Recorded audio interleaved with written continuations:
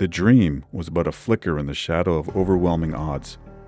Poverty trapped his father and everyone around him, freezing them into lifelong hardship. But he found a possible escape in the boxing ring, where each sound of the bell gave him hope. Refusing to surrender to fate, he battled his way through dirt floor arenas. With every victory, the dream grew into an inferno, and miraculously, the odds began to tilt in his favor. Fighting with power, precision, and a heart stolen from a hungry lion, his name became synonymous with boxing greatness.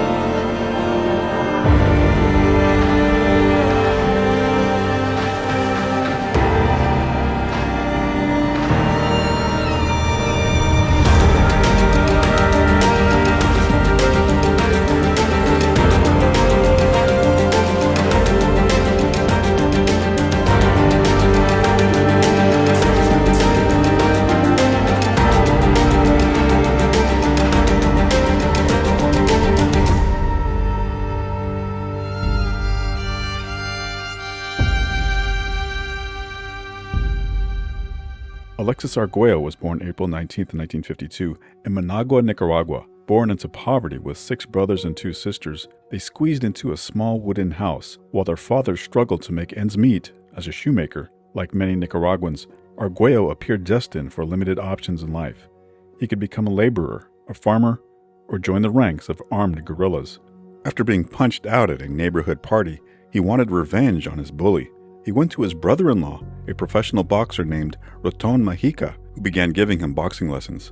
Once in the gym, Arguello knocked out the featherweight champion of Nicaragua and discovered that he had a natural aptitude for the sport.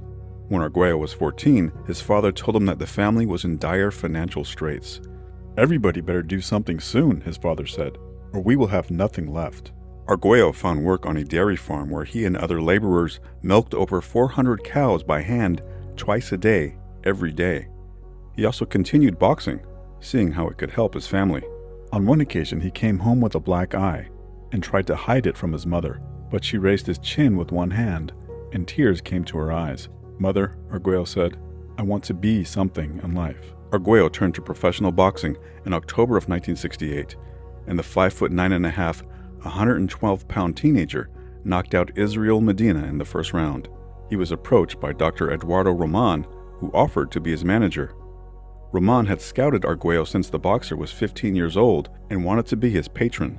Roman had a PhD in economics from Indiana University and a law degree from Mexico, as he ran a import-export business out of Florida. The two did not have a written contract, but Roman provided Arguello with 1,500 Cordobas, the equivalent of $150 per month, so he didn't have to do other work aside from boxing. His career started shaky as Arguello lost 2 of his first 5 fights, but then went on to win 28 out of his next 29 bouts. This streak included a victory over veteran Octavio Gomez and a first-round knockout over Nacho Lamelli. In the Lamelli fight, both fighters were knocked down when they landed simultaneous right hands, but it was Arguello who got up in time. In November of 1972, Arguello was lucky to survive an earthquake which leveled the city capital in 3 separate aftershocks. The earthquake killed over 20,000 people. Arguello later claimed that his wife's premonition saved his life. "We each had our own rooms," Arguello said. "But this day she had this premonition and asked would I stay in the room with her and the baby. The room I would otherwise have been in crumbled completely. Hers was the only room that stood up."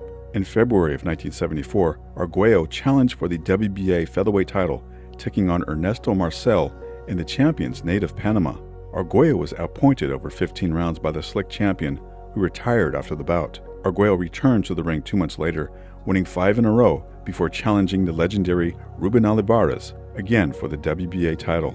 Fighting in the United States for the first time, Arguello was held for an hour by immigration officials as he waited for a taxi outside the Alexandria Hotel in Los Angeles. "I never thought this could happen here," Arguello said. "I was insulted and mortified." 2 weeks later, he faced the champion Olivares, whom he had sparred with 3 years earlier. Arguello admitted that Olivares was his idol, and he used to cut his picture out of boxing magazines and place them in scrapbooks. "He's got the championship I want," Arguello said, "and I'm going to try my hardest to take it from him." Olivares was the underdog, and he used his experience to outpoint Arguello early on. The challenger appeared to be slowing down by the 10th round. Before the 13th round, Arguello's trainer, Curto Dozman, told him, "You are behind, and the only way you're going to win is by knockout."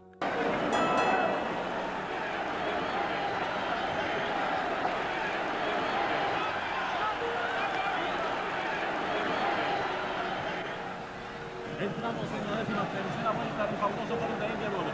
No han habido caídas, pero Rubén Olivares ha asediado durante toda la tarde. Round 13.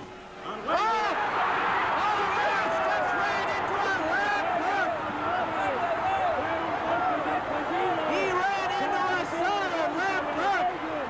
8, 9. Olivares is up. Arguello might pull off a huge upset here. As Olivares was stunned, ran right into a left hook.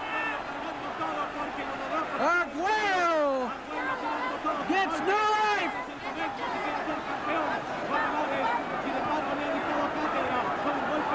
Olivares ran into a solid left hook that floored him, but he's coming back.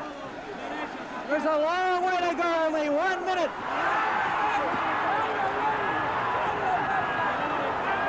Young.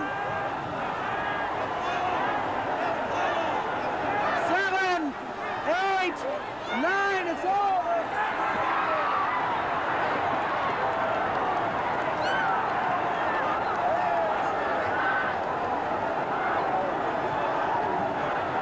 Arguello became a national hero after the win, bringing Nicaragua its first boxing championship. He became a busy champion, defending his title in his home country as well as Venezuela and Japan, before returning to the United States to defend against Salvador Torres. Once in Los Angeles, Arguello was criticized for spending more time at Disneyland and Knott's Berry Farm than he did in training. Reporters felt that an upset could happen, as Arguello had been floored 4 months earlier against Salvador's brother Jose, earning only a split decision. Salvador was considered to be a better boxer than Jose, but the doubters had their hopes crushed early as Arguello knocked out Torres in 3 rounds. Now no longer able to make the 126-pound weight limit, Arguello moved up to the junior lightweight class. He continued to blow out his competition, bowing to one opponent during pre-fight instructions, telling him good luck, goodbye, and good night before he knocked him out. By the time Arguello entered the ring against WBC super featherweight champion Alfredo Escalera, even the most grizzled boxing reporters conceded that he was one of the best fighters in the world, if not the best. Meanwhile, Escalera was a popular champion in Puerto Rico, always dancing before the ring ceremonies and letting loose his pet boa constrictor, playfully urging the reptile to go after his opponent. Arguello, however, saw beyond Escalera. "My dream is to win 3 world titles," he said. "That is the dream." Is Alexis Arguello. I am not your basic Howard Cosell. I am reporting from New York the fight, as you are seeing the pictures live from San Juan. That was not a knockdown. A slip by Escalera. We have had technical problems with our sound from our remote in San Juan. You occasionally will get a shot of the umbrellas. The fight opened in a tremendous downpour, and perhaps that is one of the reasons we were having the technical difficulties. Escalera with a strong right hand. Escalera, of course, the reigning world junior lightweight champion. Arguello retired in November of '76. It was a brief retirement. He retired as the featherweight champion of the world and came back to contend for the world's junior lightweight crown, and has culminated at this very moment. This is the second round. Going against the Snake Man, Escalera. Arguello, a Nicaraguan by birth. An impressive record. Arguello, 52 fights, only had 3 losses, but again, he has stepped up in weight to the world's junior lightweight championship bout, and he's in there right at the very moment with one of the fine young fighters in the game today. Brief flurry of punches. If you missed the first round, it was some wild swinging at the beginning and then a testing, and now we are seeing what we anticipated between these 2 fighters. They are both non-stop fighters, as most of your lightweight fighters are. Escalera, the heavier puncher of the 2. Escalera, 26 knockouts in the 39 victories that he's had. Okay, we think we have Howard back. Let's see if we can find him. Throwing heavy left.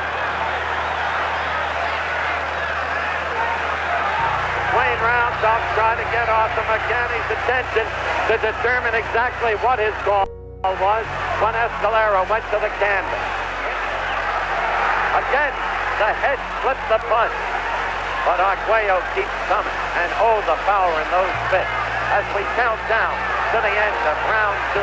Already a bruising battle for the junior lightweight title.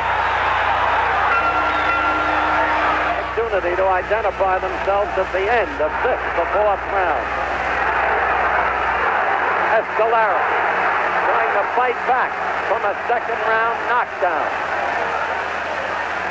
Short, jolting right.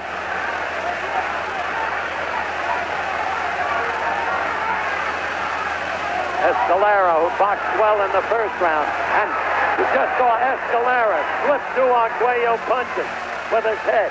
He's been effective doing that the whole fight, except in the 2nd round. Arguello.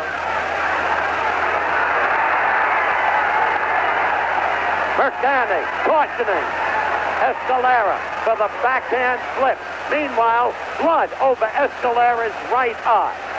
Blood over the eye. The kind of gut that can impede the vision.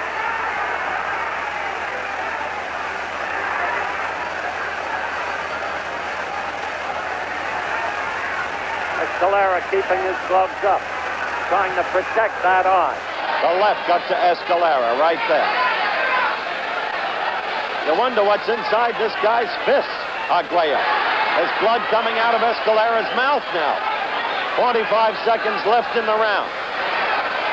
Seems that every time Arguello lands, more blood is drawn from Escalera. You can see his face there. Escalera's face is a mess. The kind of damage Arguello is wreaking, one wouldn't expect this fight to go that much longer.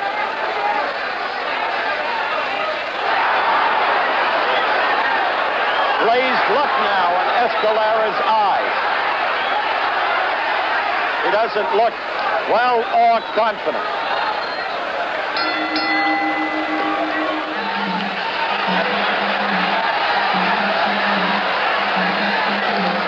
That's a dangerous way for Escalera to fight Arguello.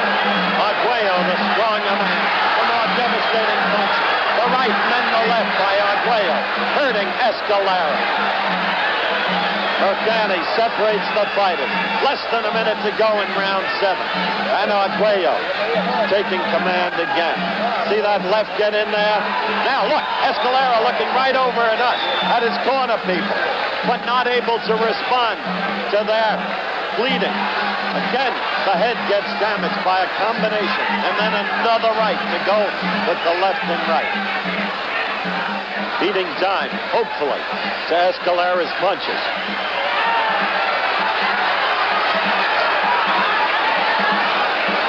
Good right lead, stung Escalera.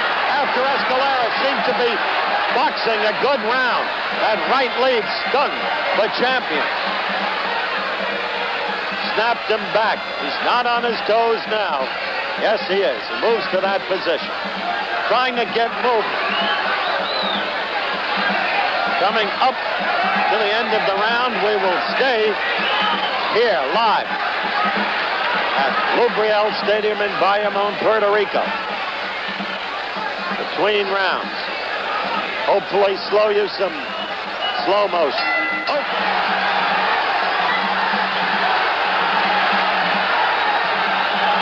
A minute to go in the round. The action quickens. The crowd picks up, and there is a cut over Arguello's eye. This is a comeback round for Escalera, though a good left just got in by Arguello. First mark on Arguello. So Escalera fights back. Escalera in charge right now.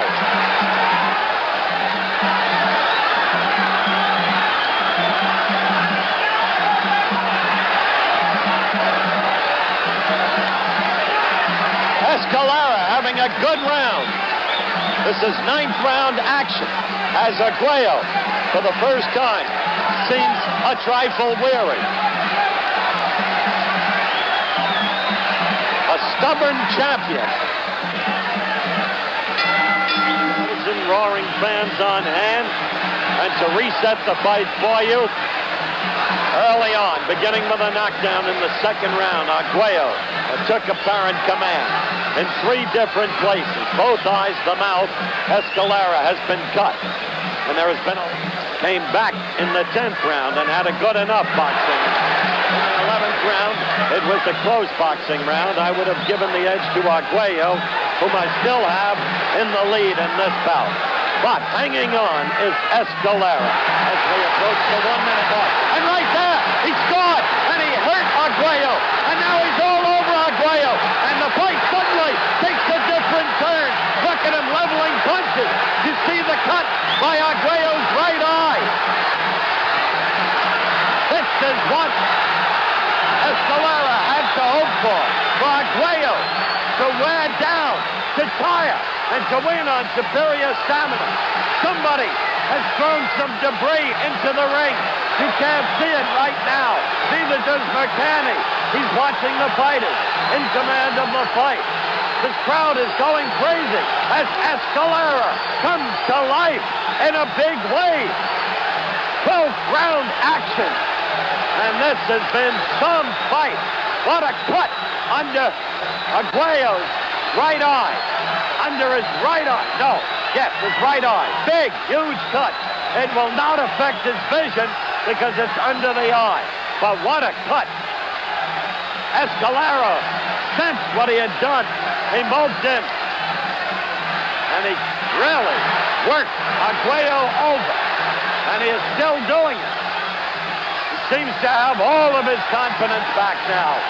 He's straight up. Occasionally he's talking to Arguello. This has not happened to Arguello. 12th round action, and what a round it's been. We'll be staying here between rounds.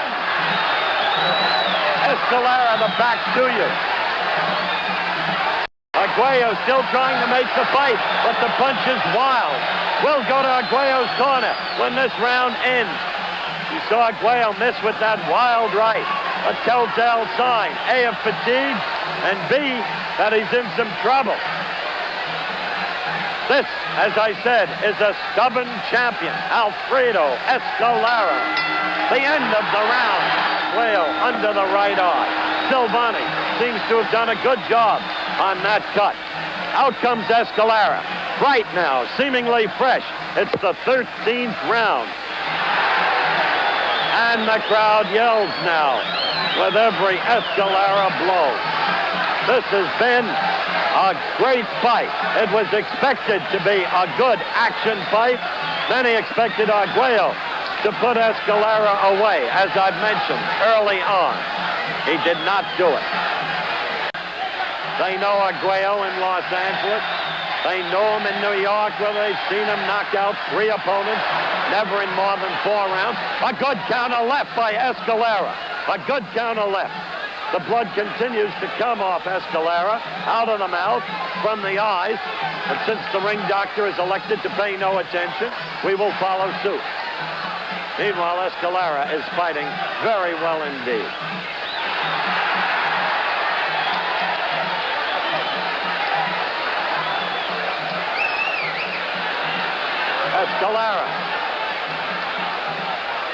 Escalera felt that Arguello had butted him.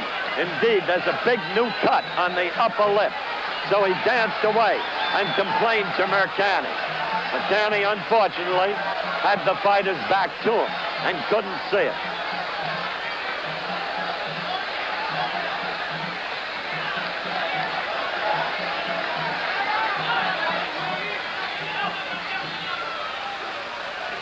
He is sending Arguello to the neutral corner. The cut under Arguello's right eye. Mancini is worried about the cut on the upper lip. He's asked the ring doctor. They are going to stop this fight. They're going to stop this fight. And even as was the case when he knocked out Olivares in the 13th round, to become the featherweight champion. Now, they stop the fight in the 13th round, and it's a technical knockout for Alexis Arguello. The referee described the Battle of Bayamon as the most brutal fight he had ever witnessed. Arguello then began calling for a fight with lightweight champion Roberto Duran. "When I fight Duran," Arguello said, "it's going to be the fight of the century. With God's force, I'll win the title." LA Times reporter Jim Murray wrote that when Arguello and Duran fight, it's going to make Exile Graziano look like the Sweetheart Waltz. Arguello made a couple of title defenses before deciding to step up in weight and test the waters in the 135-pound weight class. He faced the pesky Villamar Fernandez at Madison Square Garden. Fernandez was gutty and quick, a well-schooled fighter who constantly stayed out of the range of Arguello's powerful right cross. Arguello looked worried by the 5th round, and by the 10th, he was in desperation mode. He caught the upset-minded Fernandez a few times with his big right, but never hurt his man enough to put him away. Fernandez was awarded with a majority decision. Supporters consoled Arguello by saying that had the bout been scheduled for 15 rounds, Arguello would have caught up with him, but the champion remained classy, stating that the fight was only for 10 rounds and that Fernandez rightfully won. Arguello returned to the 130-pound weight division, defending his title against the durable Arturo Leon, who became the first man to go the 15-round distance with him. And in February of 1979, he faced Alfredo Escalera in a rematch of their brawl from a year earlier. The last time around promises to box them this time, and that the result will be different. As the fight begins, we shall see.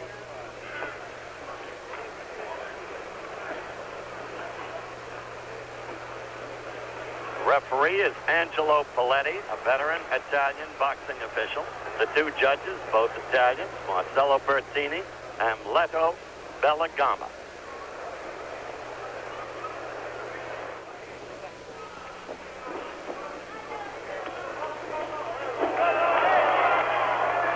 Arguello beginning to score. Why is the fight in Rimini with a Nicaraguan and a Puerto Rican? Good question. Promotional wars, needing a place at the last minute, tax purposes. And Alfio Righetti, the Italian heavyweight, lives here and is on the undercard. So the place is packed.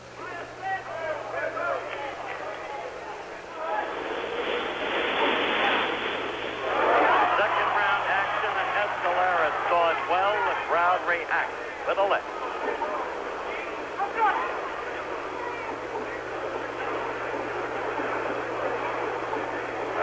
For emphasis, the ring is only 16 feet, so there is no place to run or to hide.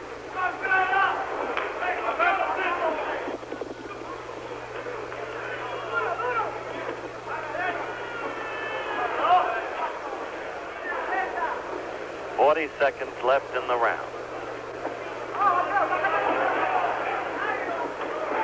Good left by Arguello. The left and the right. Escalera holds.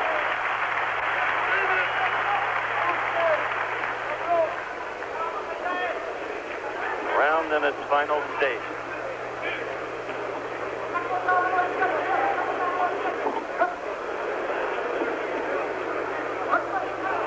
Coming now to the end of round 2.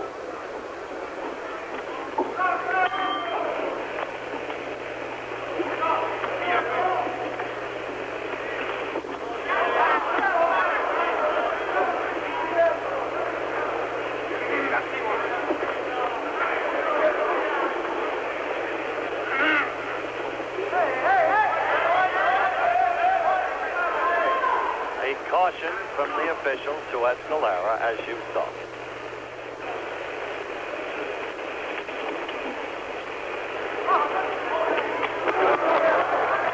There is a cut under Escalera's right arm.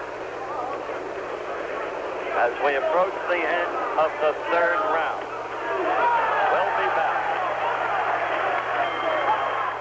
Not only that, you can look for a lot more blood in this one. The fighters are, of course, wearing 8-ounce gloves. But as you see them exchanging blows here, and Arguello senses that he is beginning to get command. Now, Escalera fighting back. But Arguello, sure in his punches, right there. A good left by Escalera. There is absolutely no fear in Escalera. He himself, a champion who defended successfully 8 times. An apology for a butt. There you see the blood under the right eye. These gloves are manufactured in Mexico. They are Casanova gloves. See the white seams on the side of them? They add to the cutting potential of the glove. Right there, the left, as in the first fight. The quick, straight left got in there.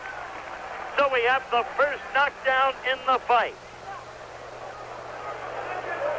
You can see that Escalera sensed he was in command as the two resumed fighting. You couldn't ask for a cleaner left, and Escalera is trying to cover up, trying to be careful. And now the blood flows again from under the eye. The cut reopens. The nose is red. It's hard to tell. Blood is coming from the right there. A left and a right and a left in order. And Arguello is getting through. He wants to make short shrift now of Escalera if he can. This is a tremendous puncher. Alexis Arguello seeking his 50th knockout. One knockdown in the fight. In this, the 4th round. A left did it. Escalera wanting to stay away, wanting to be wary, to fight cautiously, the whole battle plan. But how do you win when you're fighting defensively? That was his problem going in. We will stay with the fighters between rounds as we approach the end of round 4, the first truly decisive action in the fight.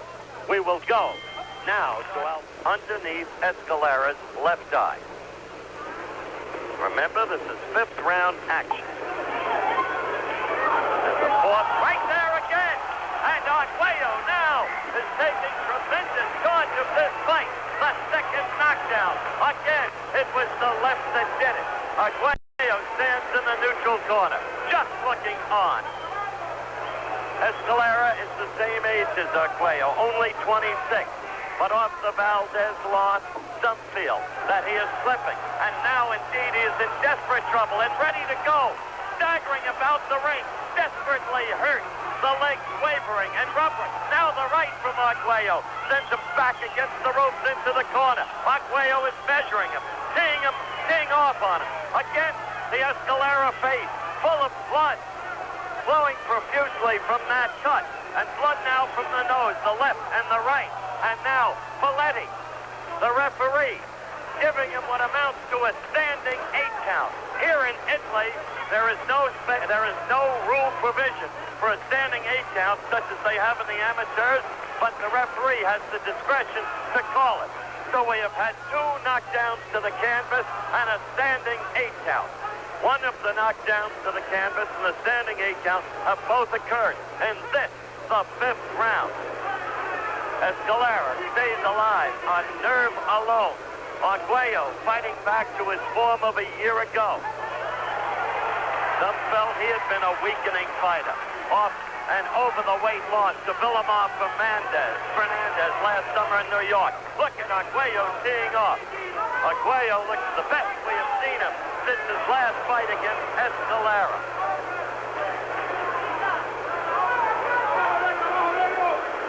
This is 5th round action.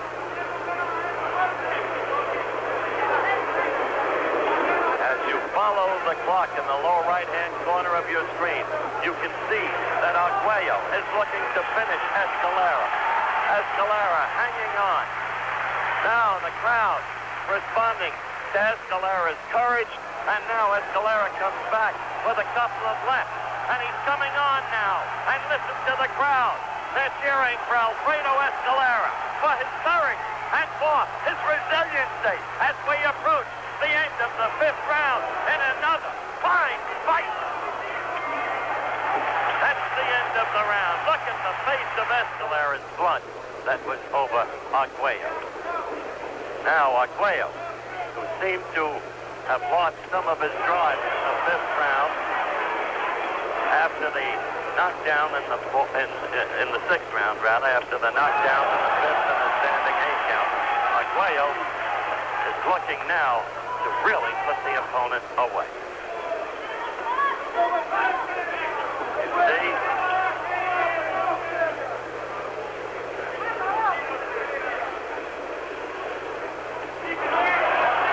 That right connected with Arguello, but it did not have sting behind it.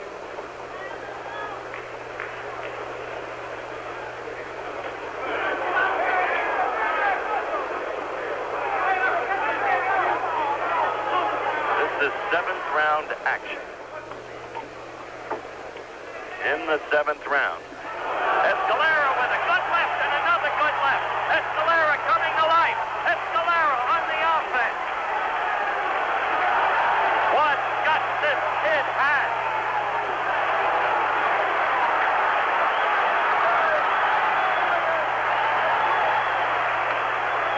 Look at Escalera connecting. Arguello trying to get back in command. But right now, Escalera with a half smile across his face, despite the cuts and the blood.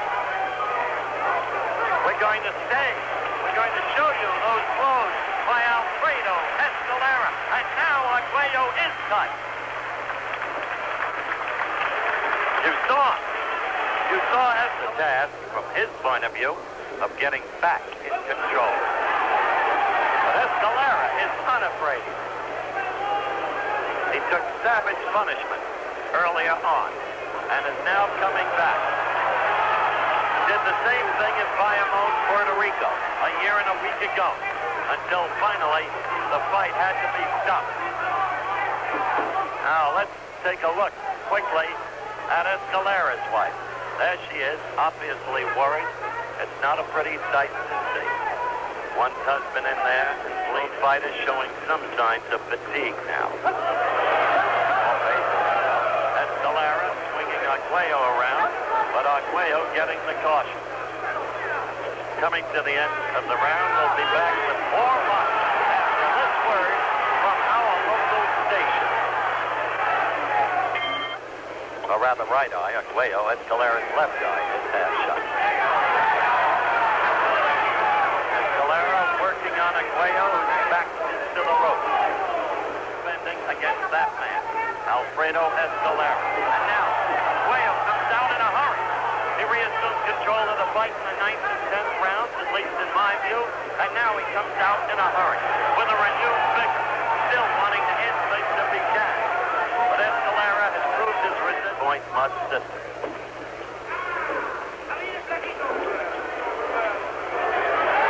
Escalera scoring well there.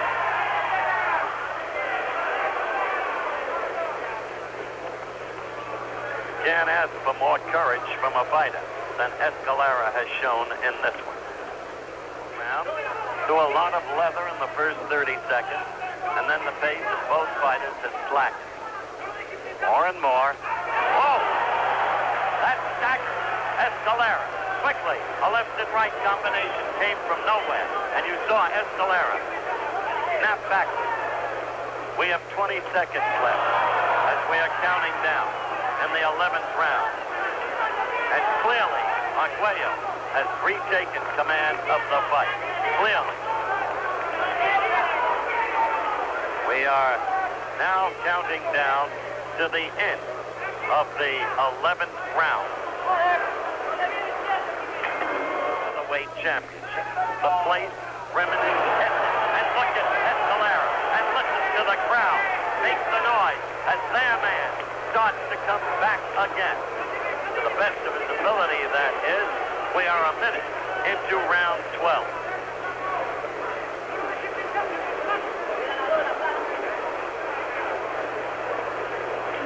The blood pours from Escalera's left eye. The cut has not been reopened in the corner of Arguello's right eye. Not yet, anyway. Escalera trying to get to it.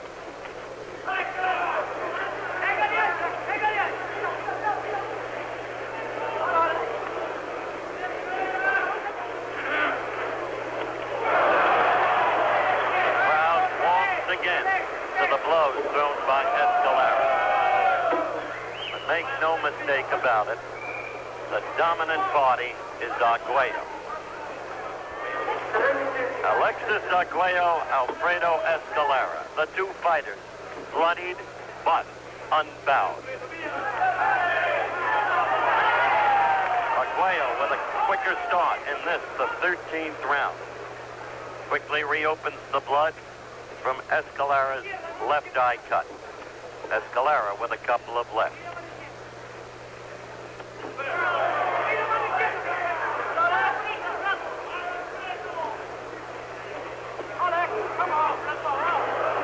Flip.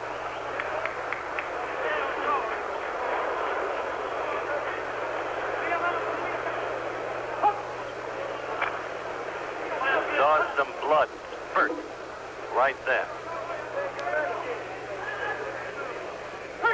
While expressing my admiration for both fighters, I must confess.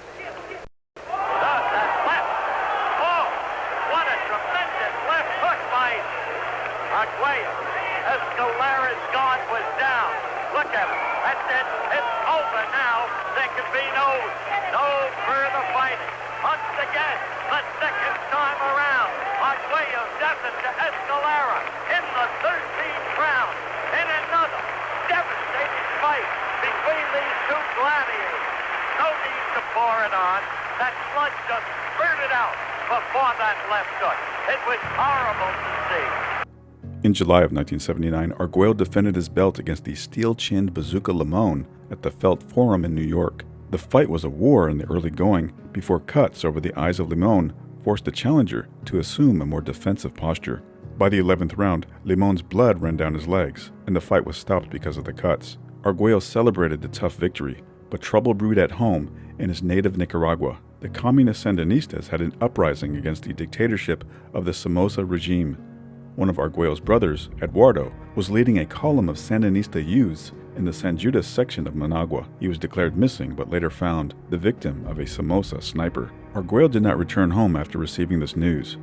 He decided to stay in the United States. His sister had informed him that there was a trap set up for him at the airport should he return. The new communist government then confiscated all of his real estate investments. "I spent 10 years making my money," Arguello said. "My father was a shoemaker. I wanted to give my parents something. They took that away." My country, and he said it's difficult. The time is my country, and that's why I decide, my wife and me, to stay in Miami with my boy. But we left a lot of things, you know, cars, our houses, everything, our clothes, everything we had. Things, you know, we thought we were coming back. Maybe when they finish the problems in my country, I go back to live there with my family. But for now, I'm gonna be in the United States because, like I say, I like. Meanwhile, in the boxing ring, Arguello returned to Los Angeles to defend his title against the popular Bobby Chacon. The challenger controlled the rhythm of the fight, taking their early lead. But his strategy of crowding Arguello on the inside eventually backfired, as Arguello began timing him with left hooks. After being floored in the 7th round, Chacon did not come out for the 8th. In January of 1980, Arguello made his 7th defense of the WBC crown against the 43-0 Ruben Castillo. The challenger was stepping up in weight, upset at his inability to land a title shot in his natural featherweight class. Arguello himself continued to have trouble making the 130-pound weight limit. The fight was relatively close going into the 11th round, with Arguello behind on one of the scorecards, but his body punches were taking their toll on Castillo. Flurry. What counts here is the effectiveness with which he punches. Arguello is measuring him. Now Arguello is in command of this fight. He took command totally in the last round, and the kid is hurt against the ropes. We told you, Arguello is a 15-round fighter. He's proved it. KO'd Escalera twice, each time in the 13th round. Kid must get off the ropes. He is now looking to hold on, wildly trying to fight back. The crowd mistakes it for a display of strength. This is the 11th round.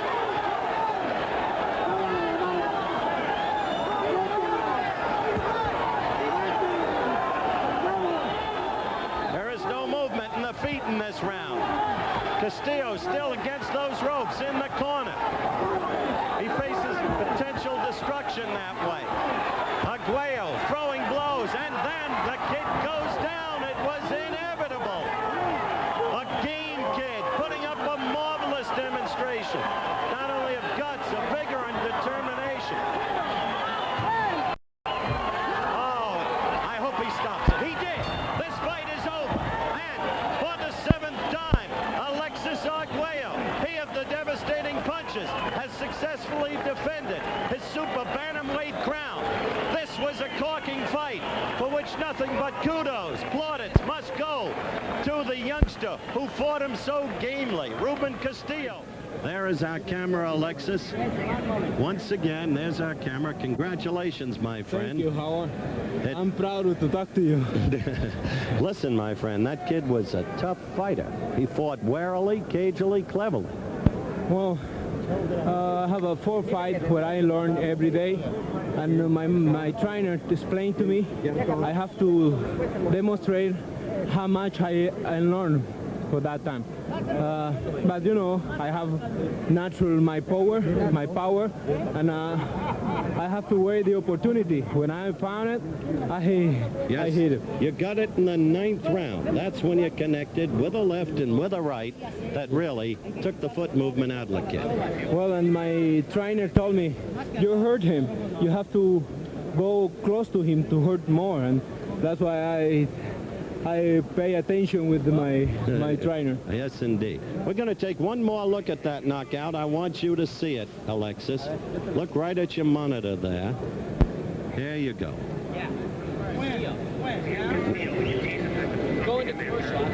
Once the kid was stuck against the ropes, you just measured him, didn't you? He's a very good boxer. He's too young. He have to learn like I am learning right now. All right. We have to break for a commercial. We'll be right back, and then, well, apparently we have just another second. Keep this action going. I learn every day, Howard, and I'm proud of me. I think you should be. You are a superb fighter in your weight classification, and you proved that this was your 53rd career knockout. Yeah. And that takes a lot of doing, and 63 victories. In the meantime, the number of punches the kid took right there, I don't know how he stood up as long as he did. He's a good boxer, and he knows his corner work very good, because they tell him how they have to move, because there's a problem to come close with me. They make it was. He didn't have the reach. Very difficult for him. All right, we're going to ask the ultimate question as to Alexis' future, if any, as a super bantamweight when we come back in a moment. We're back live at ringside in Tucson. Thank you very much, Frank Gifford. And we still have the successfully defending champion with us, Alexis Arguello, 2 minutes, 3 seconds, TKO, knockout, 11th round. And with us, too, is Ruben Castillo, with whom we must talk because he fought so gallantly and cleverly. But first, final question, Alexis. Is this your last fight as a super bantamweight, or are you going to continue on in this division? Well, I'm going to fight a little more than junior lightweight. But if the lightweight champion they gave me the opportunity, I think I can fight like Ruben say, and I have to take care of myself more because I want it. I promise to my country and my friend, like I promised to you, because I consider my friend, and I tell you, if I can fight the lightweight, I gonna do the best I can. Thank you very much. Good luck to you and congratulations. Thank you, Howard. And thank you. I have to say thank you to Ruben Castillo because I know he's a very good fighter. His corner is a very intelligent man also. Okay. 3 months later, Arguello had an easier time defending his crown against Rolando Navarrete. But outside the ring, his troubles intensified. The Sandinista sent him a telegram telling him that if he wanted to help the revolution, he had to give up his title and come home. Arguello refused and continued to live in exile in Miami. I had a house with a pool, almost $400,000 in property and belongings, Arguello said. They took it all. They came with guns and told my sister to leave my house. Go or we will shoot you. They tricked my brother too, and he was killed for them. So just think about that 200,000 people to kill a man we just one. You know, the government can send somebody in the airport and a good gun. And you think that happened? Oh, yeah. I mean... Do you worry about that up here? Do you think that They would send somebody up here? Oh, yeah. I miss my family a lot, but, just I cannot come back to my country for the problem. They want to stay there. They've been living in there for all his life, Arguello's mother instructed him to remain in Miami. Meanwhile, Arguello continued to impress everyone he met in the city with his humble demeanor. He acts like he owes us something, boxing gym owner Harry Tarr said. When you know what he's been through and you see his strong convictions, you also see his depth, his courage. He's a most unusual man. During this time, Arguello was no longer able to make the 130-pound weight limit and began campaigning in the lightweight division. He defeated the tough Cornelius Boza Edwards in 8 rounds, but was floored in a bout against Jose Luis Ramirez, yet still won a split decision. 7 months later, Arguello received a title shot against WBC lightweight champion Jim Watt. Watt studied film of Arguello's bout with Villamar Fernandez, but it did him no good. Arguello dominated an otherwise dull bout and won a unanimous decision, securing his 3rd world title. He became the 6th boxer in history to win a world title in 3 weight divisions. 4 months later, Arguello faced the undefeated Ray Boom Boom Mancini. The Youngstown, Ohio native had become the sentimental challenger as he had dedicated himself to winning the title that his father couldn't due to having to serve in World War II. Arguello respected Mancini and his father, but remained committed to the task at hand. You can never think of your opponent during the match, Arguello said. You have to do your job. You have to be a professional. Do you think that the Mancini corner will change his strategy because of their concern about the judging in this event? Do you think that he will be trying to go out a little faster than he might have? I would have to say that would be a foolish thing to do, Tim. He should maintain his style, fight a typical Mancini fight. The people that are watching the fight, they'll be the judges of the fight. Now, I'm sure there are millions watching it. I am sure indeed. This fight has been waited for with great anticipation as young Mancini has captured the imagination of boxing fans everywhere with his exciting style and his terrific attitude, and of course the storybook saga involving his family and his wanting to win the title for his father Lenny, who was here. There's also some additional interest around the world because in Alexis Arguello's last fight, which was here on CBS, he beat Jim Watt a 15-round decision. And some of the skeptics are now saying that Arguello has slipped. He's getting old. He's 29 years old. And I don't know, this fight is going to prove whether he slipped or not. Round number 2 scheduled for 15 for the lightweight championship of the world, WBC version. The champion Arguello on the right of your screen. Mancini, the challenger, on the left. Good left hand landed from Arguello. Arguello was trying to snap that jab out and set Mancini up and bring punches up when he slips the jab. Very, very effective.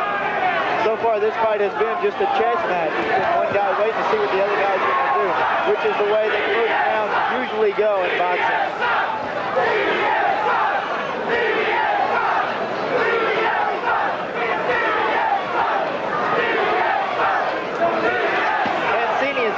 Came out the first round much more relaxed, and even early in the second round, he's much more relaxed than I've seen him in earlier fights. He usually comes out very fast and going. That's right. Long right hand landed to the cheekbone of Mancini from Arguello. Trying with Gil Clancy, Sean O'Grady here at ringside, live on CBS Sports Saturday.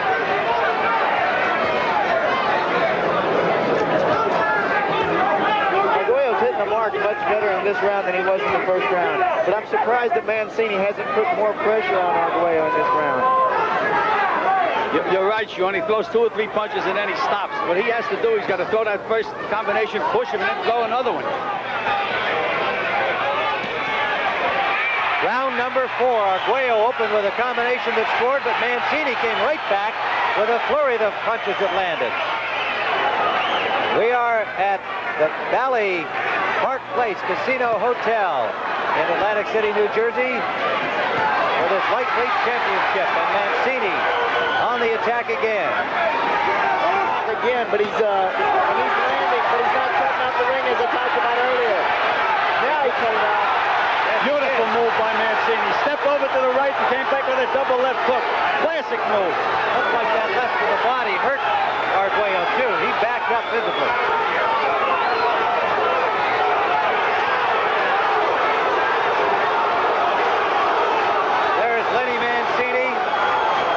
His son going for this lightweight crown.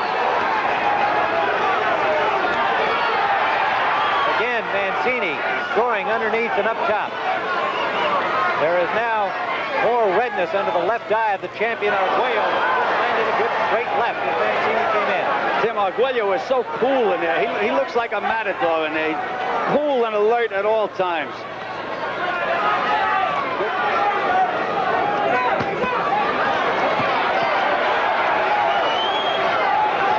Good straight left jab from Arguello. Good left hook from Arguello landed. Last round, Mancini picked up the pace. This round, it looks like Arguello means business. They're taking turns, as Sean said. Nobody has established superiority at all in this fight as yet. It's still up for grabs. Good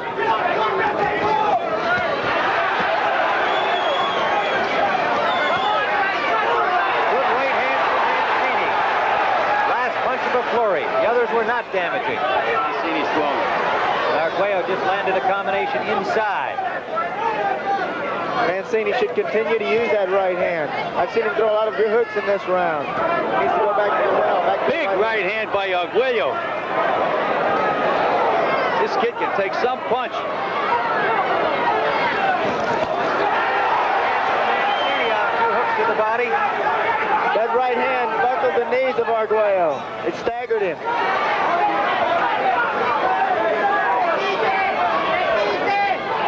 Sixth round action in this WBC lightweight championship bout. That right hand fell short. Arguello covering up well. Tim Ryan with Gil Clancy, Sean O'Grady. We are live from Valley Park Place Casino Hotel in Atlantic City, New Jersey. A packed house here in the hotel ballroom. Sean, this round, Mancini's giving Arguello a little too much time to get set. Those old legs, you have to keep backing him up. But Mancini keeps hitting Arguello. That's what established the control in the last round. You got to keep hitting the mark. Arguello is missing with his punches. He's not landing on the button as he had before. Mancini's cleaning up now. Mancini backing Arguello into the ropes, landed a good combination. Uppercut from Arguello's score to the chest of Mancini. This little Ray Mancini is a disciplined fighter. He's learned his lessons well. Works that body, goes back up to the head. For a kid with as little experience as he had, he really does his job well. Don't you think so, Sean? I think he does a spectacular job for the experience he's had. You've got a man with 20 fights fighting a man with 71 fights. There was a question whether he'd had enough experience to face a man like Arguello. That question's been answered already. Less than a minute to go in round 7. Good left from Arguello, snap back the head of the challenger.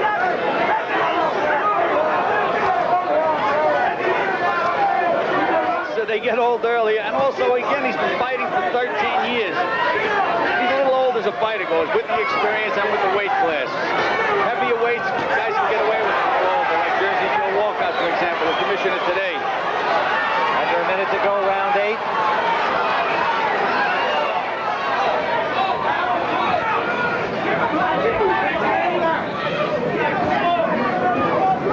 Arguello is really looking for that one big punch now. He's stalking Mancini. Combination from Arguello's score.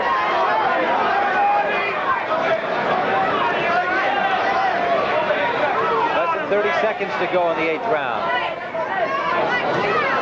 Judges doing the scoring, Eva Shane from Fort Lee, New Jersey, Colonel Jose Mayorga, and Roberto Ramirez. Mayorga, a native Nicaragua, now living in Los Angeles. Ramirez from Puerto Rico. Final seconds of the 8th round.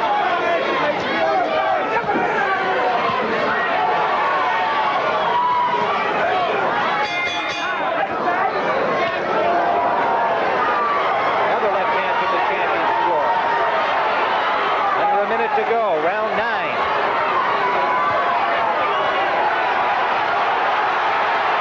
Now they're toe-to-toe in the center of the ring. That flurry of Arguello seemed to wake Mancini up. Beautiful combination by both men. And now Mancini is back on the forward motion. He's got Arguello backing up again. Mancini letting it hang out here. That could be risky against a puncher like Arguello. Tim, as Sean said, he can't fight any other way. He has to crowd Arguello and take those chances.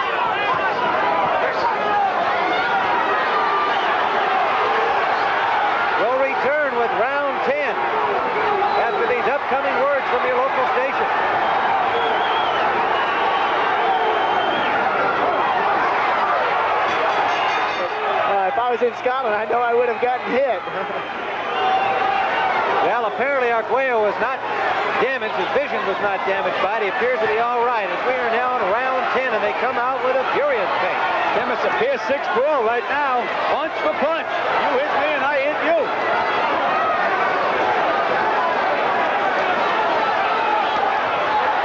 Good left hook from Mancini landed. Mancini still has no marks on him. The only thing he's had throughout this fight is a nosebleed.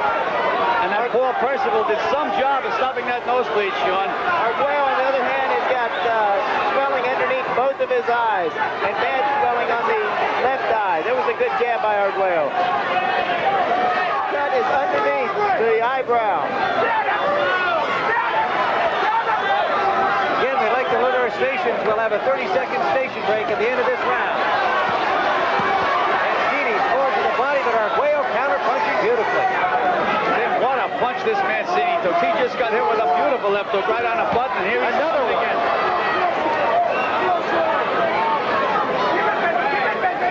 Under a minute to go, round 10.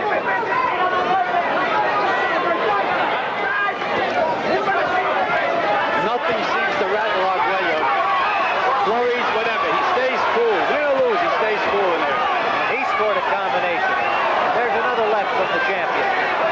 Tremendous left hook by Arguello. Less than 30 seconds to go, round 12. Good 20. Big right hand by Arguello, Tim. He's having a good round.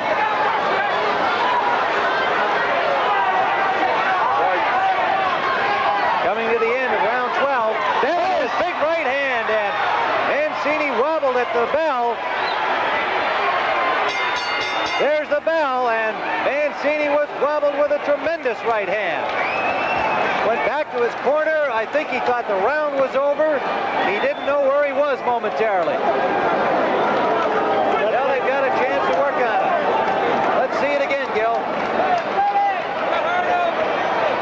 Overhand right. That big right hand, and lost his sense of direction. That's what happens when you get knocked out. You lose all your senses of direction. Also the legs going. You can see that he's got very strong legs, and he still takes a good punch because he did not go all the way down. The only part of his body that hit the canvas was his knee. As Italians go, he does take a very good punch. What does that mean? Italians always take a good punch. Look at Rocky Marciano. What a punch he took.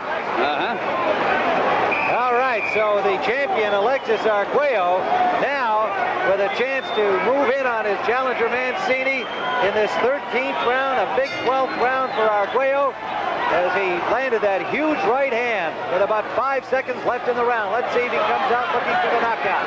Smelling salts was applied to the nose of Ray Mancini to try to clear his head. Tim, Mancini has an angry cut inside his mouth. Must have been from that right hand. Had to be from that punch. Mancini looking a little desperate now here in this 13th round. Arguello, this three-time champion in 3 different weight divisions, defending at the lightweight 135 for the first time. Tim, we mentioned that Mancini takes a tremendous punch, but what happened when he got hit with that right hand? He got beat to the punch. He moved right into the punch. You couldn't get hit harder when he got hit, and he still got up.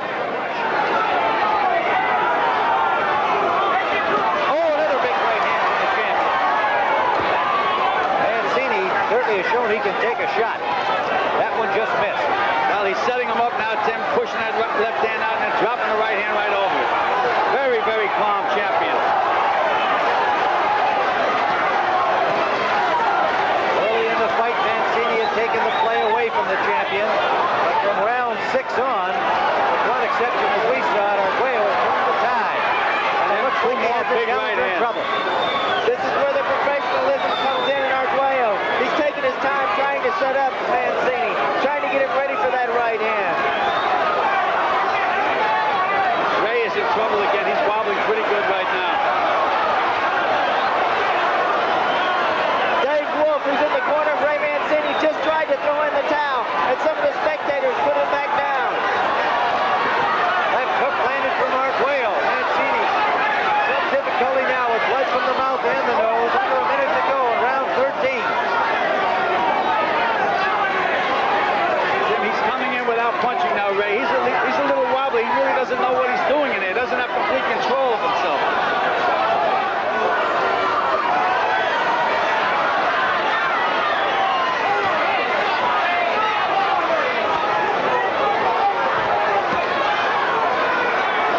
Mancini has repeatedly been hurt in this round. Final seconds of the 13th round, another big one for the champion.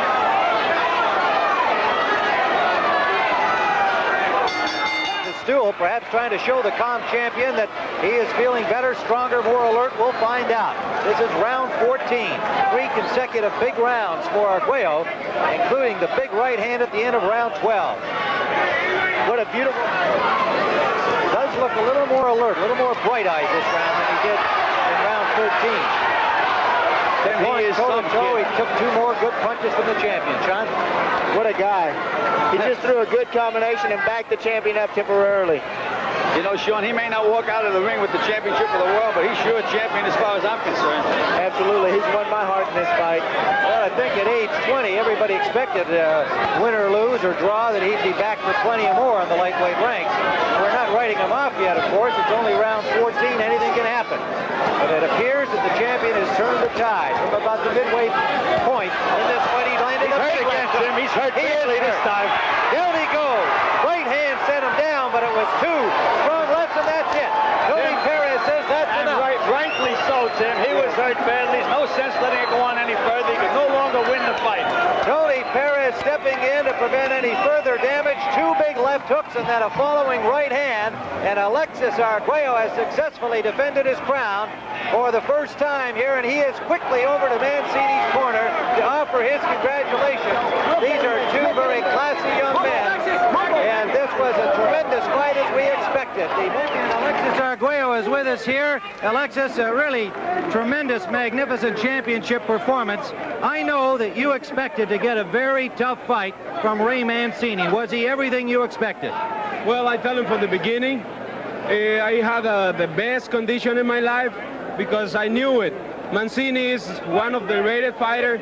He's too young for sure, but I think in the near future he's going to be one of the best fighters of all time because he has a lot of determination. And like I said from the beginning, I expect a tough fight. That was it, you know, you saw them in CBS. All right, let's take a look at the knockout in this 14th round. It looked like 2 left hands hurt him, and then the right hand finally sent him down. Well, here's another look at it. Well, that's the right hand in the belly, and the solar plate was the #1 punch because I think Mancini is stronger than the head. But my trainer told me, you start hitting the belly because you need it, because you're slowing down his speed. And that's what I started to do it from the 7 or 8 round. You were very patient throughout the fight. Your experience, I think, played a great role in the fact that you were not flustered at any point, even though early in the fight he was doing well. Beautiful. He was doing beautiful. But the main thing that I have is my condition and my resistance. I am a 15-round fighter. He's a 10-round fighter. It was what I expect. If he make me trouble in the beginning, I started controlling it in the late round because I knew it.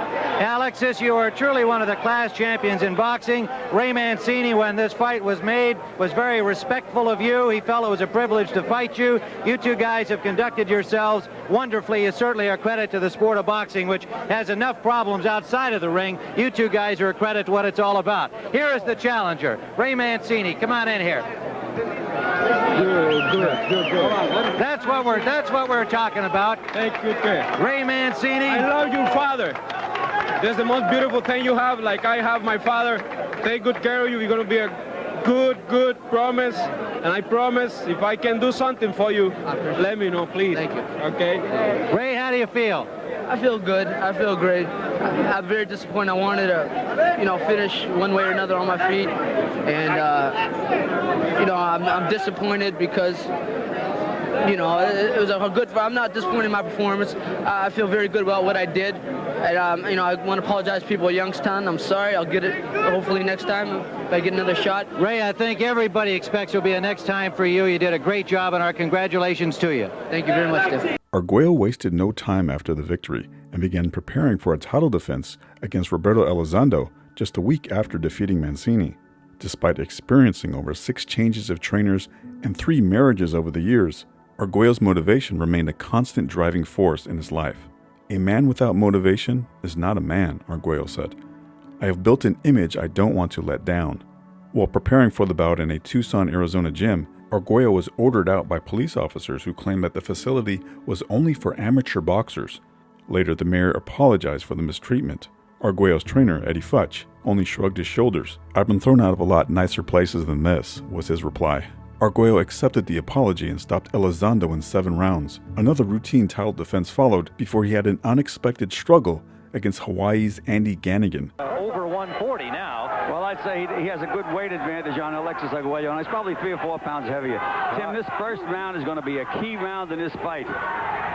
Well, in the opening seconds, they are doing what they said they were doing. Nobody coming wailing out there. We thought Ganigan might, but he likes to consider himself a boxer, and with due cause, he does know how to box. It's just that normally his success has come by going out there and letting it go from both sides. With that familiar tattoo of the lion on his back, Andy Ganigan, the pride of Hawaii. Heavyweight champion Larry Holmes across the street here in Las Vegas. Albert Silva is the trainer of Andy Ganigan. Arguello blocking that straight left hand from Ganigan and then punishing him with a left hook to the head. Under a minute to go in round number 1.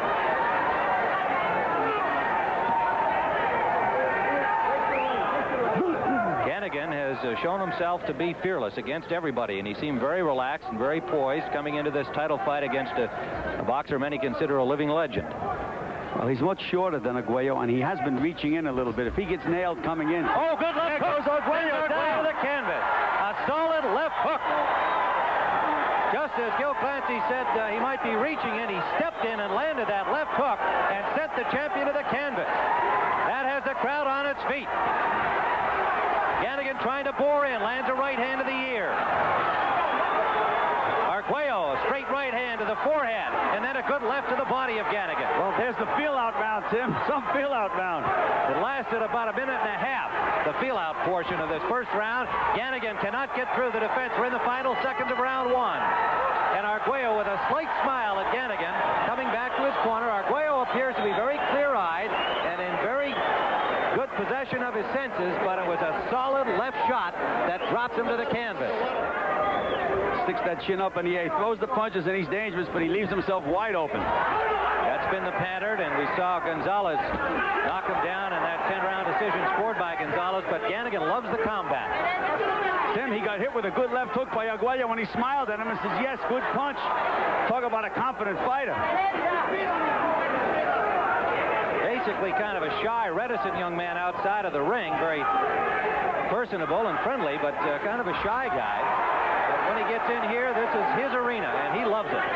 Again, the champion scoring and Ganigan smiling. Whether that will discourage Alexis is highly unlikely because he's just had too much experience to be put off by that kind of an attitude.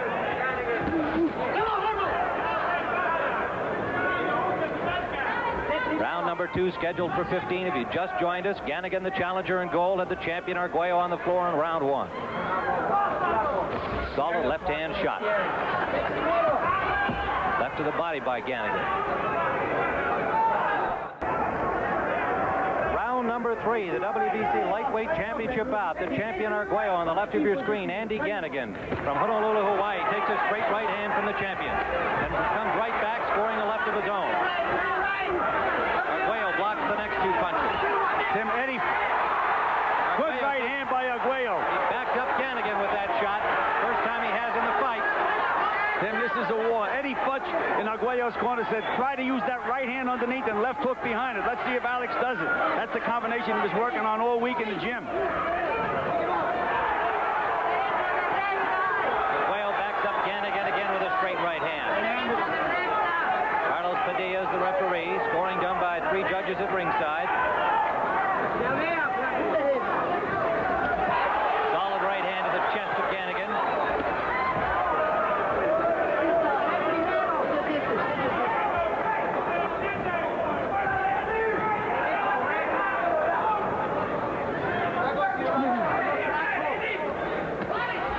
right jab of Gannigan's is just a teaser. It means absolutely nothing. Just flicks it out there. Tries to get divert Alexis Arguello's attention. Arguello just missed. Just grazed the chin with a big right hand. Gannigan picked it up well. Oh, he knocks him down with a solid right hand.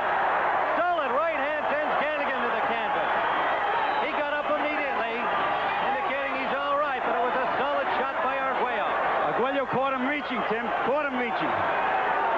Round number 3. Now each fighter has been down. Gannigan boring in, but Arguello blocking well.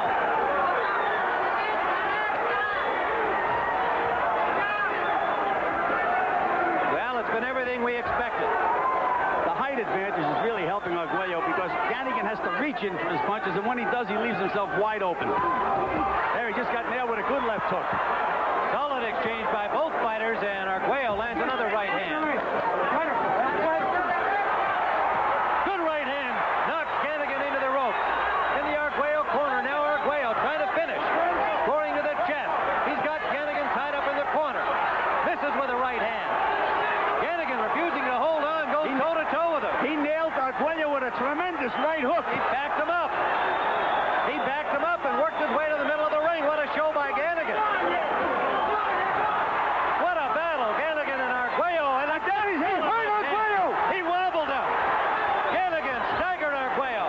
Arguello hanging in there now. 30 seconds left in round 3. Less than that. Pardon me. We're coming down to final seconds in the 3rd round.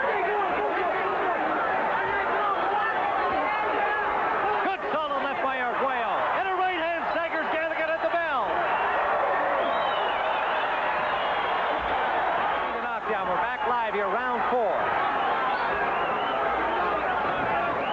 Andy Gannigan comes boring right in, but Arguello blocking those successfully with his forearm and gloves. Lands a right uppercut. Gannigan just pulling away, reducing the complete force. Gannigan was hurt at the end of the last round, Tim. I don't know whether he's completely recovered or not. Well, Arguello had been staggered by Gannigan with about 15 seconds left. Now they bang together, and Padilla warning Gannigan, I believe, for hitting on the break. Arguello missed with a big right hand. And paid for it, Tim.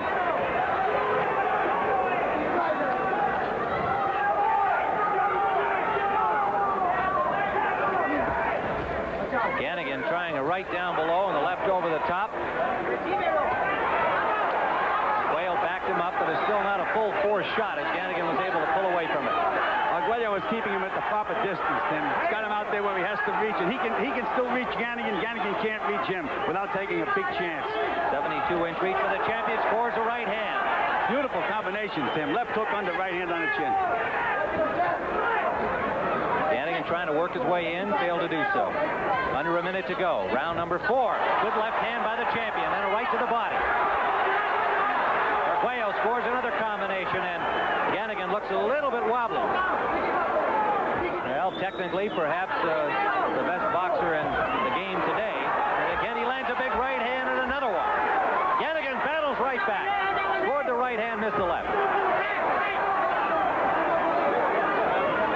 Of Arguello against the Hawaiian punch of Andy Gannigan. There was that right hand underneath. Wow, that hurt. Final seconds now of round number 4. Blood from the nose of Andy Gannigan. Gil Clancy live from the Aladdin Hotel in Las Vegas. The challenger Andy Gannigan bleeding from the nose at the end of round 4. We are into round 5 with the champion in red on the left of your screen. Tim in Gannigan's corner, they told him don't wait, and Arguello's corner told him to go after him. So we should see the big bombs again this round. Right hand by Arguello just grazed the face of Gannigan. He scores a solid left jab. And another. Tim, that jab almost put Gannigan down. That's the strength of Arguello. Again, blood from the nose and some redness under the right eye of Gannigan. Gannigan scores a combination to the face of the champion, who is pulling away. Got a piece of him with the right hand. See, the difference, Tim, is that Gannigan has to reach, and Arguello can keep his balance and still get his punches off. That's the big difference in this fight. And again with one of those dangerous punches. Calm, cool, collected Alexis Arguello try to assume control here in this 5th round. Under a minute to go.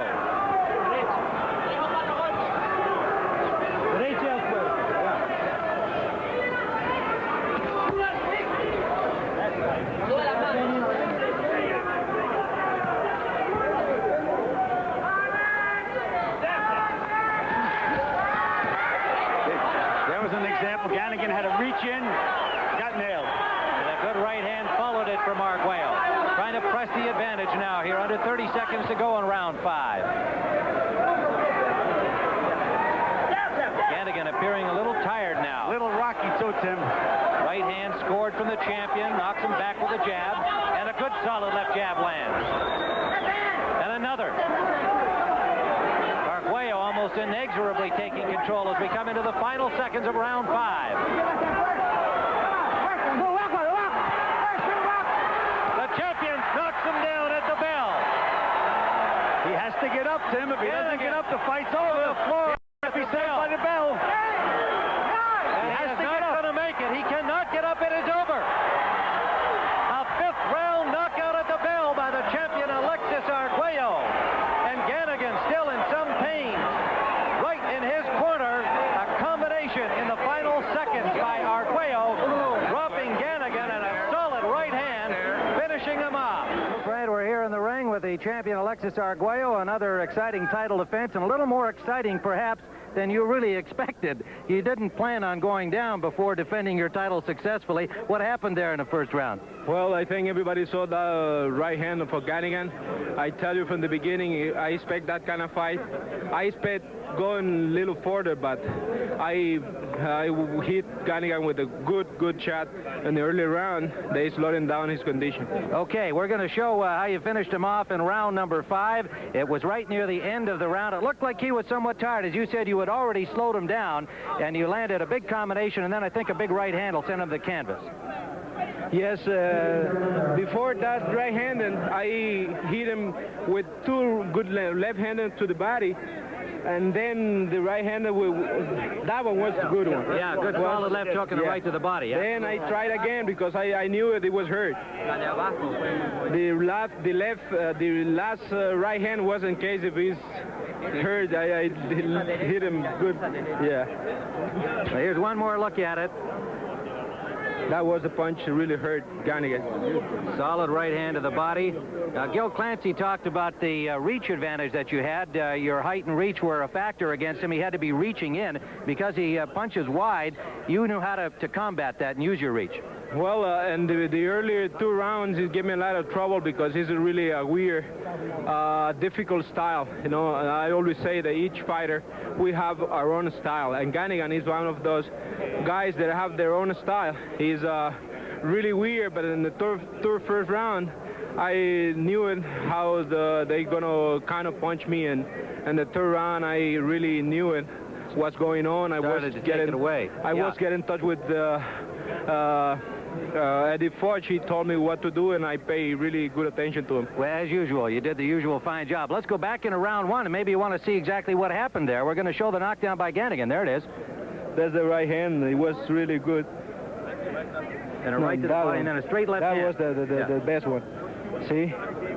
Now, when you went down, you know, what goes through your mind when that happens? Do you think, uh-oh, I'm in trouble? What were you thinking? The first time I went to the canvas, I mean, a long time ago, I didn't know when I was hit, and I knew it when I was on the floor. But now, until I received the punch at my chin, I knew it was a really good punch, and was my condition make me strong enough to support the punch. Conditioning is everything, absolutely. Yes. Well, here's the man who found out about the conditioning because he scored that big punch, Andy Gannigan. Glad to see you up and feeling all right. Can you turn around a little bit to this camera right here?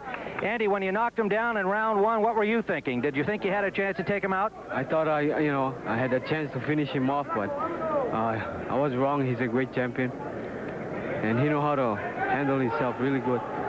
Did you have trouble getting him? Did his height and reach, was that a problem for you getting close to him? Well, that was one of the reasons why, because his height and reach. He's a great champion. I can congratulate him.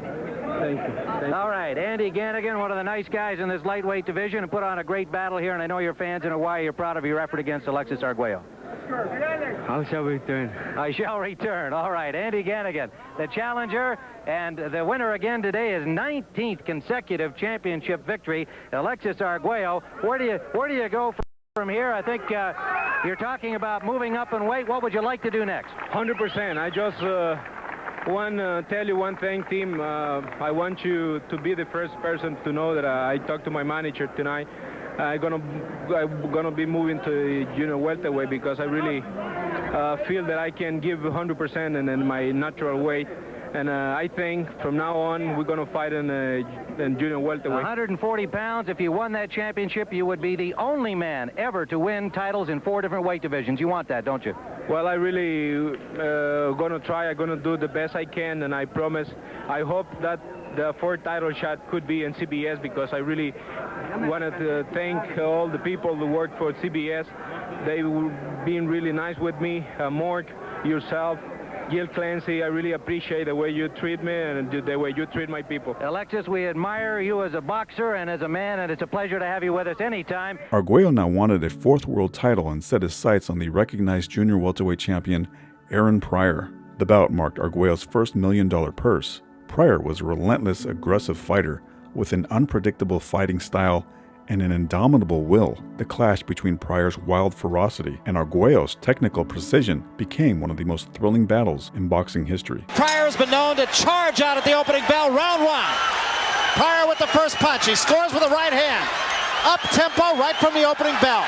Well, I wouldn't be surprised if someone gets knocked down in the first round. Pryor, perpetual motion. He is right on top of Arguello, who gets off the ropes. Crowd already starting to cheer. Arguello with a right hand that scores on Pryor, whose legs buckle for a moment. Pryor seems to be hurt. Alex went to the body and was able to hurt Pryor for a while. Which is exactly what Larry Merchant was just mentioning. Those uppercuts by Alex and that overhand right is very effective in Pryor's style. A right hand by Arguello. This is the first time that I ever seen Alex go at this pace in the early round. There's a right hand by Pryor, and Arguello is hurt.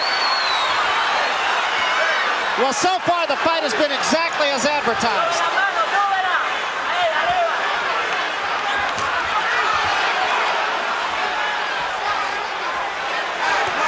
There's another right hand by Pryor, and another right hand, and another. And Arguello gets off the ropes. Alex is hurt seriously now. Arguello is letting Pryor fight his fight. And Arguello back to the ropes again. Arguello unable to keep Pryor off him early on. Alex's legs, key. He started to buckle, Barry. If Pryor can hop right on him now, he should be able to put Alex down. But he can't get too careless because Alex is a great champion. This is still the first round, remember. You know, both fighters a little arm-weary in the very first round because they started off very fast at the beginning of the first round. Well, there weren't too many who expected this fight to go the distance, rather. A left hand by Pryor again. And at this pace, there is simply no way that it can. A combination by Pryor. And an uppercut.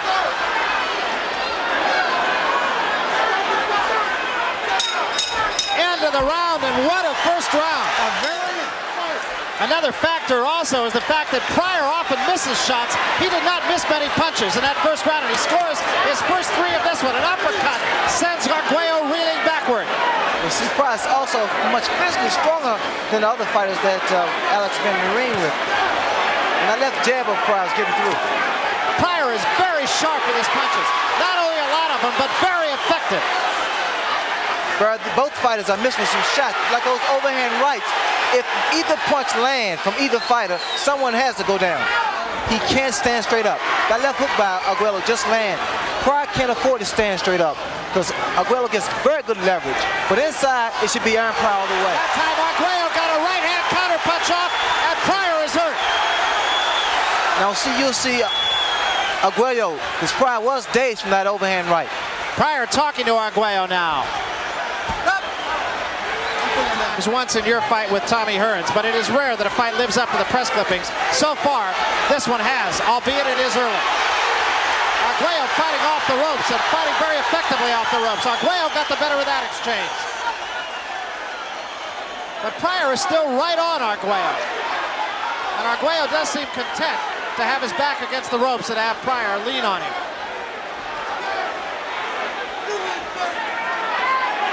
This is just the second round. Neither man is marked.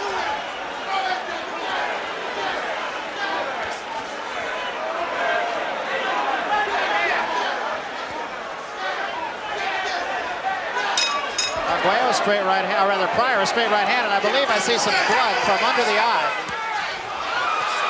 And he took another shot right there. Although Pryor's landing very well, he has a bad habit of coming straight in with his chin up. It is just a swelling and not a bleeding under the eye. See what happened? The right hand, Arguello was able to catch Pryor with that overhand right because Pryor's straight up in front of him. And now I sense fatigue in Aaron Pryor.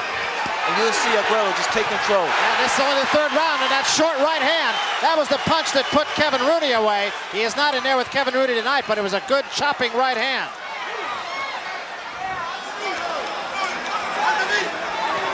I really believe that Pryor's starting to get a little arm room. And Pryor playing with Alexis Arguello here for a moment. I can't imagine really that Pryor could be arm weary, although he was fighting like it for just a moment there. There's a right hand by Arguello. Well, Pryor has this funny way of throwing a lot of punches, then all of a sudden he plays around and gets his rest, his second win. That was not a damaging punch by Arguello. Pryor backs off. Those body shots of Arguello's taking a toll. End of the round, end of round 3.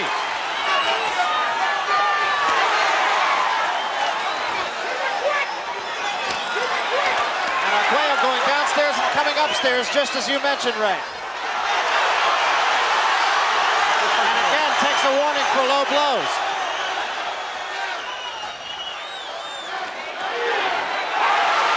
Arguello is starting to time Pryor a little bit better at the end of the 8th round. Stay away from the ropes. There's a right hand that causes Pryor to take a step back.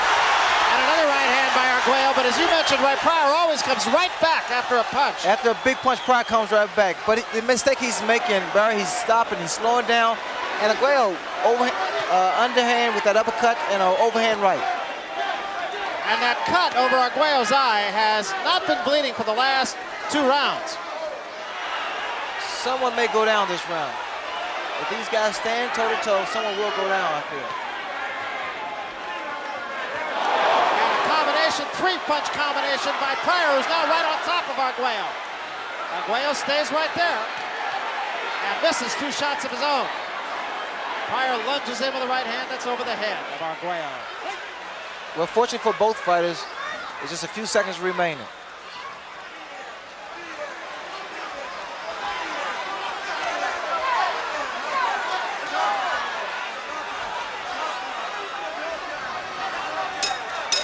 End of the 9th round, Larry. And the blood above the eye has not really shown. Pryor showing that sort of quasi-bolo punch that he says Sugar Ray Leonard stole from him. I stole from him. There's a right hand by Arguello. And a right hand by Pryor.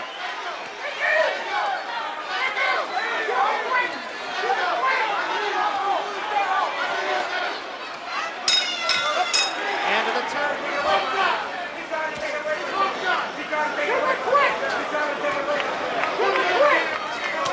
There's a hard right hand by Arguello, but Pryor did not take 1 step back. Tough kid. Those were some devastating punches by Alex Arguello. Some of this team has left Arguello, because if not, I feel Pryor would have been down. Pryor coming back with an attack of his own, takes 2 more from Arguello. Pryor does not seem hurt.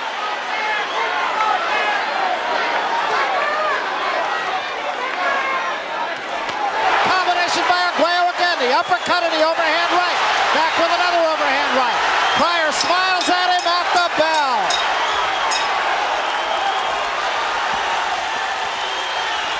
As you see it now, the fight's dead even. It's just about dead even, yes.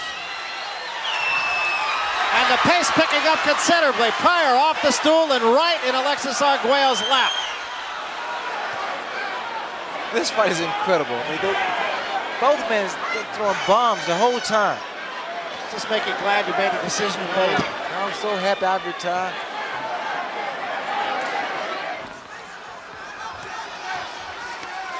Pryor with a combination. Arguello wobbles for a moment. Goes back against the ropes. I think that might have hurt him. And Arguello with a right hand. Pryor's legs wobble for a minute. Give and take from the very first round.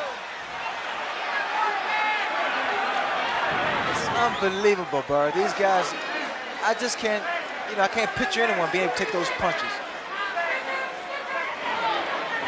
And Pryor continues to work on the eye of Arguello. And another good right hand to the left hand.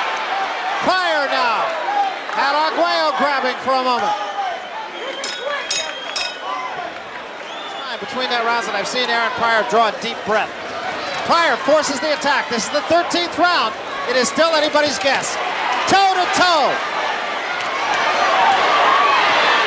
Nobody really doing much damage, but toe to toe slugging.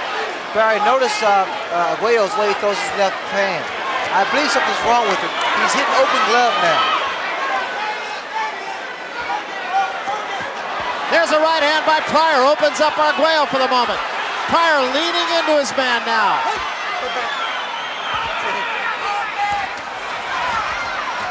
There's a right hand by Arguello and a left hand back. And Pryor seems to be just a step slow right now. Well, you look at the way that Arguello's delivering those body shots. Pryor must have really trained for this fight. He's showing so much stamina here and endurance. Well, there always was some question as to just how much he did train for a fight. In this case, I don't think there's any question at all, win or lose. Well, he's really thinking also. There's a right hand, snaps the head back, and Pryor is hurt. That was the best punch of the fight. And I mean right on the button. That was like target practice.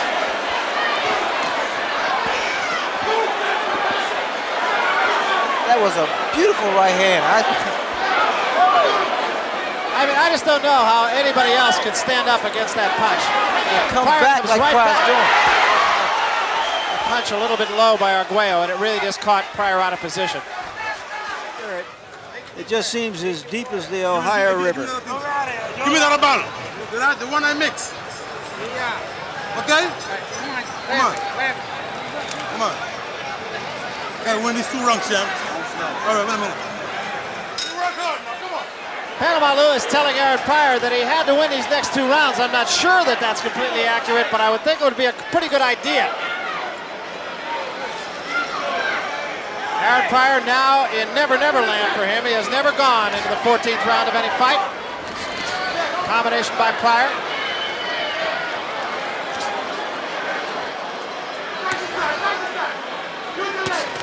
And a left hand snaps the head of Arguello back. Arguello is wobbling, breathing through his mouth.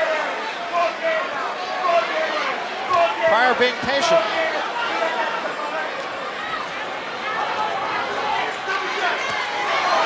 Right hand. That's one of those, here it comes, and it's still scored. Pryor a left jab and a combination again. And Arguello's in trouble. Arguello in big trouble against the ropes. Pryor going for the kill, trying to put him away. Arguello trying to cover up. A smashing right hand. Arguello's helpless against the ropes. Arguello's hands at his side. It's over. Aaron Pryor has retained his junior welterweight championship. Arguello slips to the canvas. His fans and countrymen cried after the defeat. Arguello himself wept, feeling he had let everyone down. Arguello blamed Eddie Futch for the loss, stating that the famed boxing coach had overworked him during training. It was an accusation that he later regretted. Why he ever said a thing like that. It's entirely beyond the realm of my comprehension that he could come up with such a story as this when just the opposite is true. I started cutting down on Alexis's work the fight before the Pryor fight. Alexis had been accustomed to working 6 days a week.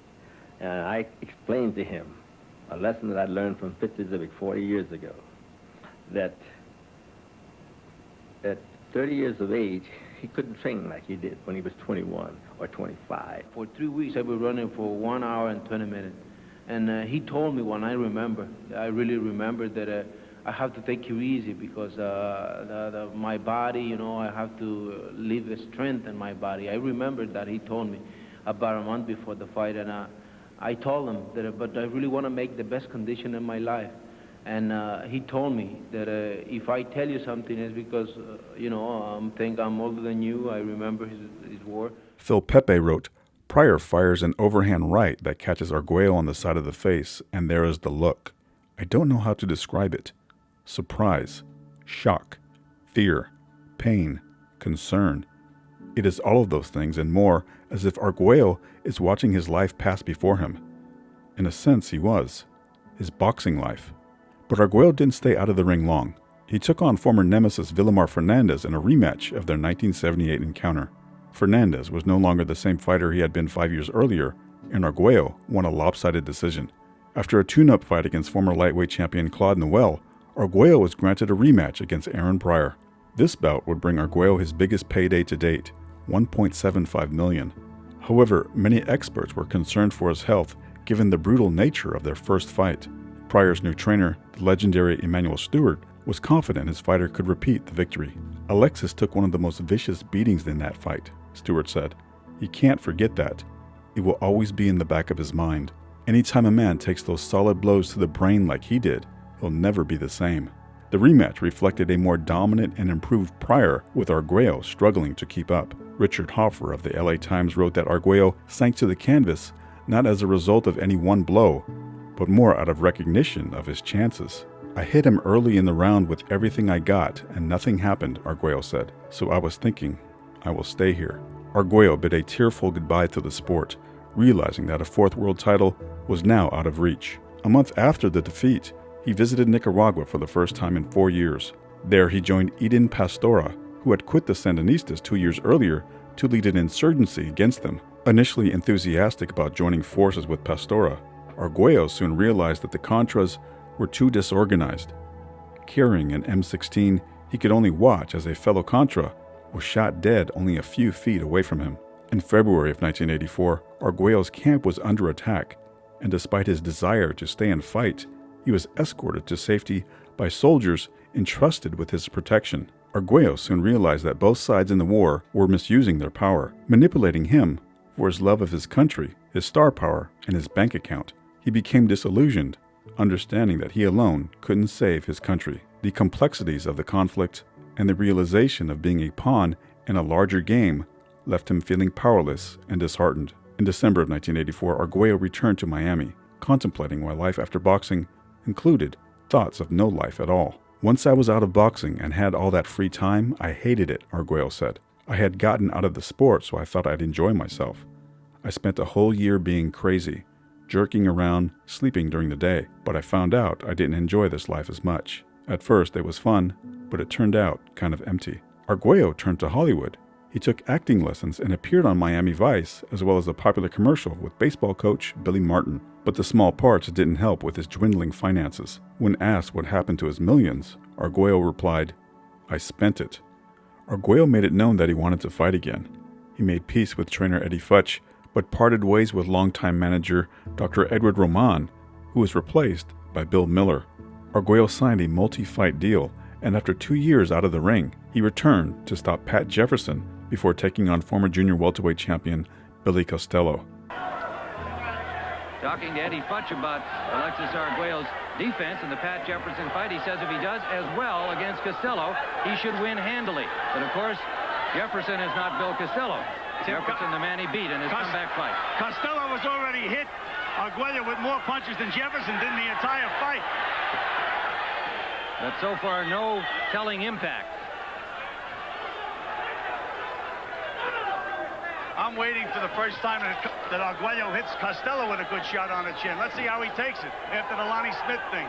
Under a minute to go in round number 1. This is scheduled for 10. 143-pound weight limit was agreed upon by both camps. Good exchange there. And a good left to the ear by Arguello. Good combination by Costello scores. And Arguello missing with Now lands a left hook as Costello backed away. That stung him. Under the 30-second mark we go in round one. Left to the ear from Costello. He's allowing Arguello to get set, though, Tim. That could be dangerous. And again, Costello missing as Arguello ducked under him. We're in the final seconds of round one. Good body shots by Costello.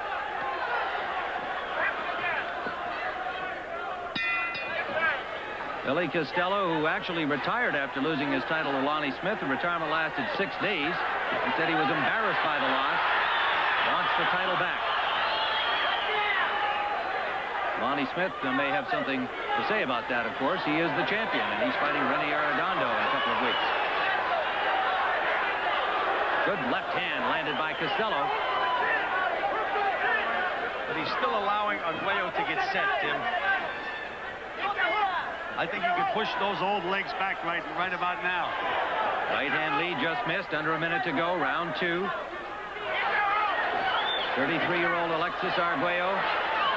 Certainly as fine-tuned as any 33-year-old man can be, but a little slower is to be expected. Both hand speed.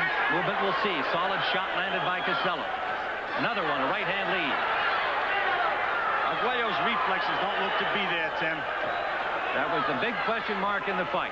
He got away with him against young Pat Jefferson in his comeback fight. 5-round knockout by Arguello, but as we said, of course, this is a former world champion, Billy Costello. Good body shots by Arguello. Under the 30-second mark. Good right hand over the top by Arguello. And Costello is breathing heavily already, Tim. Final seconds of round number two. Grueling 2 rounds. Victor Valley is yelling for Costello to punch in between, and that's exactly what he's doing, throwing nice short punches inside.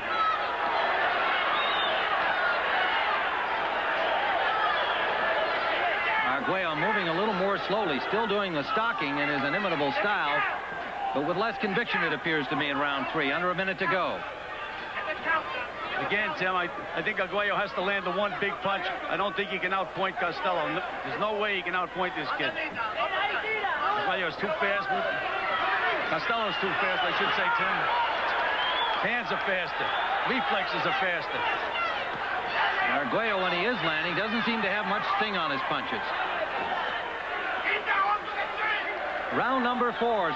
Scheduled for 10 live from Reno. Tim Ryan and Gil Clancy watching Billy Costello in white, who, as we look at our cards, has a comfortable lead over Alexis Arguello through the first 3 rounds. Tim, at the end of the round, Costello went back to the corner like he was walking uphill. Very, very slowly, and seemed to be very tired. Well, it looked like Arguello was tired, so we'll find out how the stamina holds up.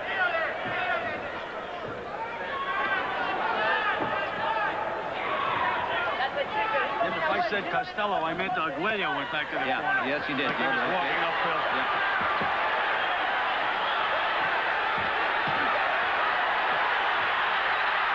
Costello counter-punching out of the corner. Good body shot by Arguello.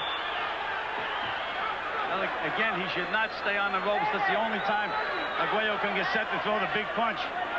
But does he have the big punch is my question mark. Oh, there it is. Right hand, right down the pipe. It was answered. There's the big punch. Billy Costello with Mills Lane counting over him. And he is up. Remember, he went down 5 times and has lost to Lightning Lonnie Smith before they stopped it in the 8th. He got nailed, and he's hurt badly, Tim. Alexis Arguello in round 4. Well, trying to finish him. We mentioned that Arguello had to land a big punch, and he did. Costello trying to survive over there, wobbly-legged, punching back, but Arguello keeping up the pressure, and they've stopped it in round 4. Mills Lane steps in, and Alexis Arguello with a 4th round stoppage of Billy Costello. A stunning turn of events, and Alexis Arguello at 33 years of age will continue his comeback, his dreams of winning a 4th world championship. and most importantly, a chance to get back on his feet financially. For Alexis Arguello, a dramatic victory, as it appeared that Billy Costello had all the best of it through the first 3 rounds. After the bout, his wife cried at ringside, but they weren't tears of joy, they were tears of relief that Arguello didn't get hurt. Arguello rated his performance as poor until the end came. He decided to retire again, filling up his days with acting and public appearances, even donating his 1978 championship belt, with the proceeds going to Miami's Children's Hospital. Former opponent Aaron Pryor called him to be his trainer for his own comeback, but Arguello passed on the offer. After the Sandinistas were defeated and Violeta Chamorro took office, Arguello returned to Nicaragua. He wanted to regain the 2 houses in the gym confiscated by the communist government. "This is the most unjust thing that's ever happened to me," Arguello said. "I earned those properties with my sweat and my fists, and I'm going to get them back." Arguello recovered one of the houses and got the gym back. In June of 1992, Arguello was elected into the International Boxing Hall of Fame. "I'm proud," Arguello said. "I don't belong here, but I appreciate you allowing me to be here." 2 years later, the urge to return to the ring once again became too hard for Arguello to ignore, prompting him to announce another comeback. Now trained by Jimmy Montoya, and claiming to be inspired by the comeback success stories of Larry Holmes and George Foreman,